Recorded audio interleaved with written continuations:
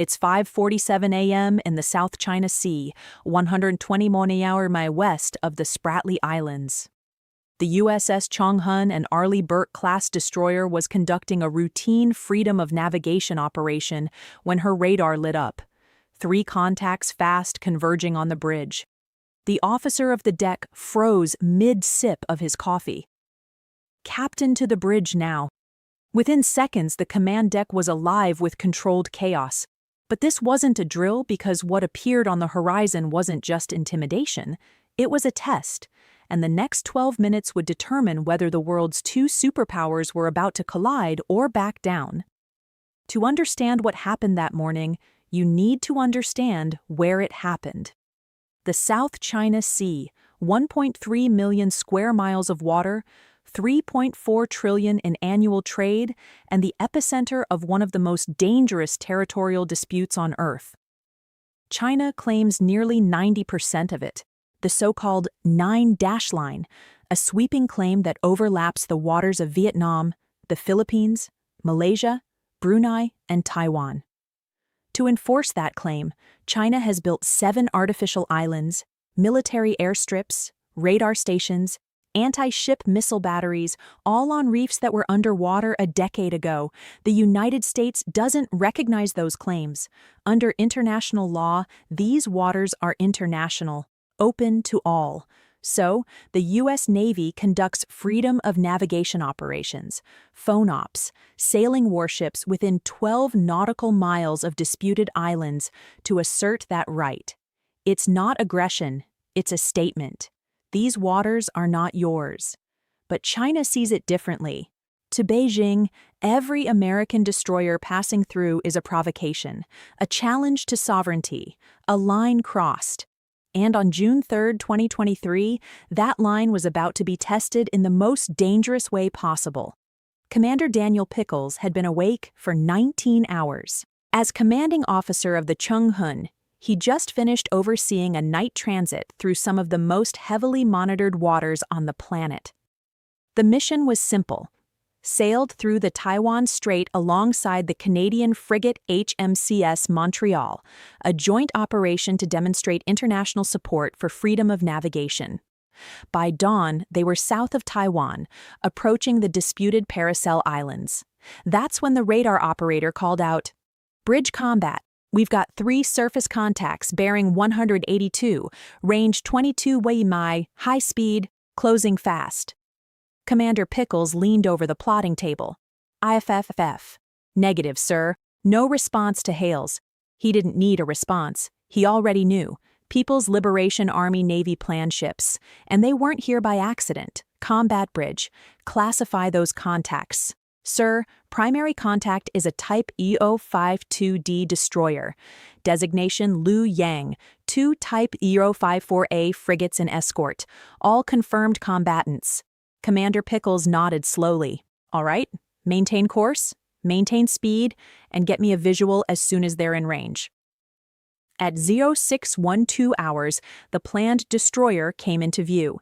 She was massive, sleek, modern, bristling with vertical launch cells, phased array radars, and anti-ship cruise missiles, and she was closing the gap fast. Range now 8 minors. Captain, speed 28 knots. Still closing. Commander Pickles raised his binoculars. The Chinese destroyer wasn't just approaching. She was maneuvering into a blocking position. "Combat, what's their course?" "Sir, they're converging on our track. If they maintain speed and heading, they'll cross our bow in approximately 4 minutes." 4 minutes. That's not enough time to stop a 9,000-ton warship. "Captain, recommend we alter course to starboard. Give them space." Pickles didn't move. "Negative. Maintain course and speed." The officer hesitated. "Sir, if they don't turn, they'll turn." It wasn't confidence. It was doctrine. A U.S. Navy warship operating in international waters does not yield. Not to intimidation, not to posturing, and certainly not to a planned destroyer playing chicken.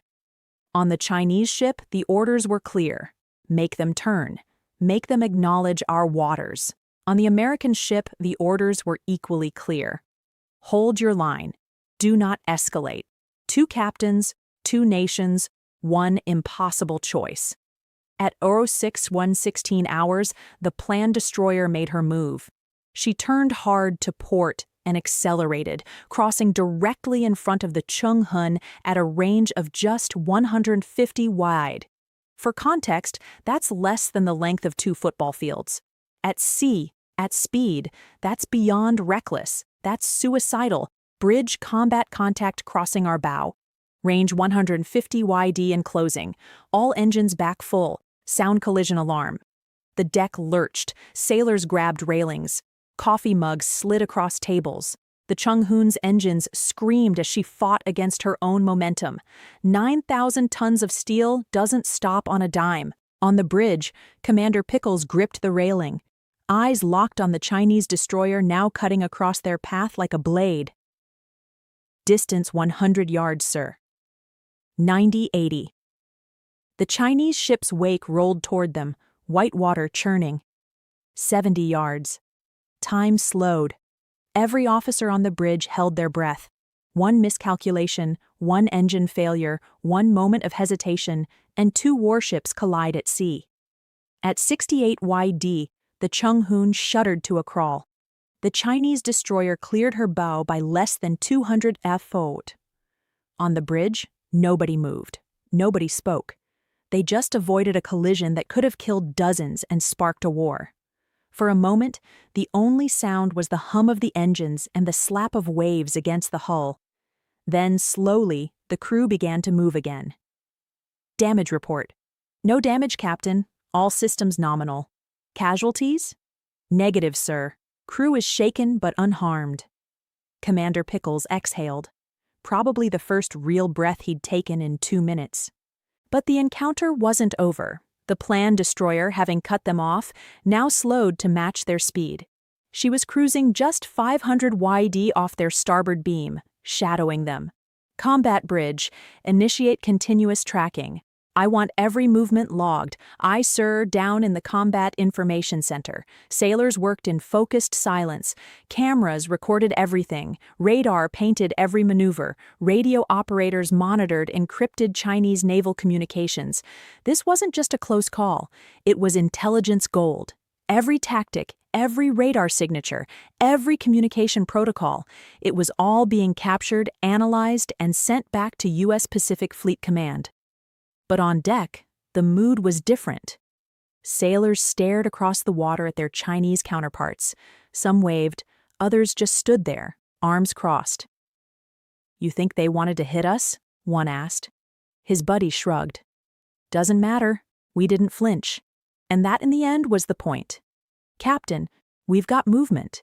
Commander Pickles turned. "Talk to me, sir." The planned destroyer is turning again, bearing directly toward us. Range 800 YA, speed increasing. Not again. "What's her course, sir?" "She's on a collision course. She's going to cross our bow again." This time, there was no hesitation. All engines ahead. Flank. Hard right rudder. Get us clear. The Chung-huns surged forward, turning hard to starboard, but the Chinese ship turned with them. It was a game of cat and mouse at 30 knots with 2 warships that could sink each other in seconds. Range 400 watt.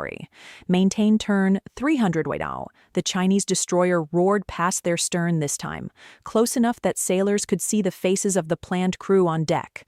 Some were smiling. Finally, at 06:34 hours, the Chinese ship broke off. She turned south back toward her patrol zone and disappeared into the haze. The Chung-hun continued north. Mission complete, but the message was clear. Within hours, the incident was being analyzed at the highest levels of the U.S. military. Video footage from the Chung-hun's cameras was declassified and released to the public. The world saw it. A Chinese warship deliberately crossing within 150 yards of a U.S. destroyer. The Pentagon called it unsafe and unprofessional. Beijing called it a necessary defensive response to American provocation. But here's the thing about incidents like this. They don't just happen. They're part of a broader strategy. China calls it gray zone warfare. Tactics that sit below the threshold of armed conflict but are designed to test, intimidate, and gradually shift norms, harass foreign ships, crowd fishing zones, build islands, normalize military presence, and when challenged, push back hard. The goal isn't war, it's control. Control of the sea, control of the narrative, control of the future, and the U.S. response: keep sailing. Because every time a U.S. warship completes a freedom of navigation operation, it sends a message. International law still matters. These waters are still open, and we're not leaving. Commander Pickles knew that. His crew knew that. And so did the captain of that Chinese destroyer. So what did Commander Pickles do right that morning? He didn't escalate. He didn't fire. He didn't even raise his voice. But more importantly, he didn't turn away. He held his line, protected his crew, and sent a message that echoed far beyond that 150-yard gap between two warships. See, incidents like this aren't really about the ships. They're about what those ships represent. The USS Chonghun wasn't just a destroyer that morning. She was a statement, a reminder that international waters belong to everyone, not just the nation with the biggest claim or the loudest voice. And Commander Pickles understood something that every great naval officer knows. Power isn't just about what you can do. It's about what you choose not to do. He could have turned hard to starboard, yielding the waterway, but that would have set a precedent. It would have told China and the world that American warships can be intimidated. He could have locked weapons. He could have radioed threats. He could have escalated the situation into something far more dangerous. But he didn't. Because here's the uncomfortable truth we need to talk about. The South China Sea isn't just a shipping lane. It's a chessboard, and every move matters. China has spent the last decade building islands, deploying missiles, and expanding military presence across these waters. They've turned reefs into runways, lagoons into naval bases, fishing fleets into maritime militias. And with every installation, every patrol, every confrontation, they're normalizing control over waters that under international law, they don't own. The strategy is called gray zone warfare. It's designed to achieve strategic goals without triggering a military response. Push just hard enough to shift the status quo, but not hard enough to start a war. It's a game of inches, and it's working. But the U.S. response has been equally deliberate. Keep sailing. Keep flying, keep asserting the right of free passage, not because it's easy, but because the alternative is worse. Because if the world's democracies stop challenging these claims, if they stop sailing through contested waters out of fear or convenience, then those waters stop being international. They become something else, something owned, something closed. And that affects everyone.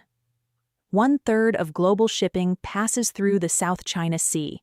Trillions of dollars in trade, energy supplies, food, medicine, the goods that fuel entire economies. If those waters fall under the control of a single nation, the world economy shifts. Alliances fracture. Smaller nations lose their voice. That's why the Chonghun was there. That's why she'll be back. But let's be honest about the risk. Every one of these encounters is a roll of the dice. One radar malfunction, one miscommunication, one captain who hesitates a second too long or reacts a second too fast. And suddenly, two warships collide, sailors die, and two nuclear-armed superpowers are staring down the barrel of a crisis neither wanted. Commander Pickles understood that risk. His crew understood it, and they carried it anyway. That's what service looks like. That's what leadership looks like. It's not about being fearless. It's about being disciplined in the face of fear. The Chonghun is named after Rear Admiral Gordon Chonghun, a decorated World War II hero who survived Pearl Harbor and went on to command ships in some of the Pacific's fiercest battles. His legacy was one of courage under fire, of calm and chaos. And on June 3, 2023, his namesake ship carried that legacy forward. So here's my question for you, and I really want you to think about this. If you were standing on that bridge, staring at a foreign warship closing at 30 knots, knowing that one wrong move could spark an international incident, would you hold the line or would you turn away?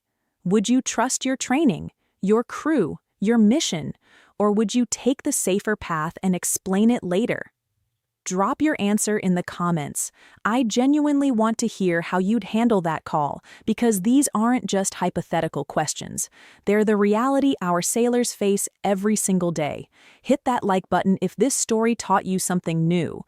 Subscribe if you want more real stories from the front lines of naval power.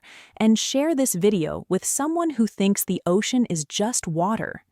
Because the truth is, the ocean is where power is tested, where resolve is measured, and where the future is decided, one decision at a time. The USS Chung Hun held her ground that day, and in doing so, she reminded the world of something we can't afford to forget. Freedom isn't free. It's defended every single day by sailors who hold the line, even when the world isn't watching. Stay safe out there. And remember, calm seas never made a skilled sailor.